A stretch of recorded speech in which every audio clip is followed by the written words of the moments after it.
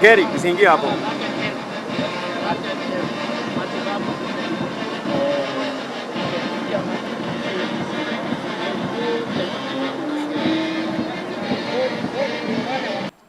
It is an exciting moment as 22,695 professionals graduate to join the healthcare system workforce of our great nation.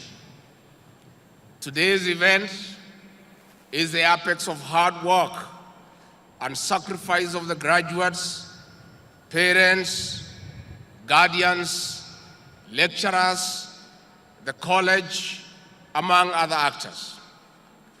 A hearty congratulations to the graduates from President William Ruto, who has sent me with his congratulations. Hongera sana. Distinguished guests, graduates, the graduation of these young professionals brings renewed hope for our nation. The hope of achieving and enhancing the nurse-to-patient ratio for better health outcomes. It is also a major boost to the transformative Afya Nyumbani, which our president launched in October under the universal health coverage. We underscore the crucial role of primary health care workers acting as the initial line of defense for our citizens. Through strategic investments and comprehensive training, our aim is to strengthen these frontline workers, ensuring every Kenyan, regardless of location, receives the essential primary health care services they deserve. Most of the professionals graduating today under various fields will complement the work of the over 100,000 community health promoters. They will improve healthcare outcomes. Distinguished guests and graduates, indeed, the Ruto administration understands that the wealth of our nation is as good as the health of our people. As such, an education system that answers emerging health needs of our people is key. That is why under KMTC and other tertiary learning institutions, we are investing in a cutting-edge workforce. We acknowledge the importance of research and innovation. This is central to reducing overdependence on imported technology as we cultivate and embrace homegrown solutions to health challenges. With the rollout of the UHC, we'll also review new insight in the endemic diseases. Being one of the colleges with the largest network of campuses across the country, we look forward to impact research pegged on crucial data that community health promoters are generating as they work at the grassroots. Distinguished guests and graduates, in our race to deliver universal health coverage under the Kenya Kwanza Plan, KMTC is a great enabler. In the evolving healthcare landscape, digital transformation has emerged as a major driver of innovation for efficiency and effectiveness. Digital transformation is not merely about adopting new tools.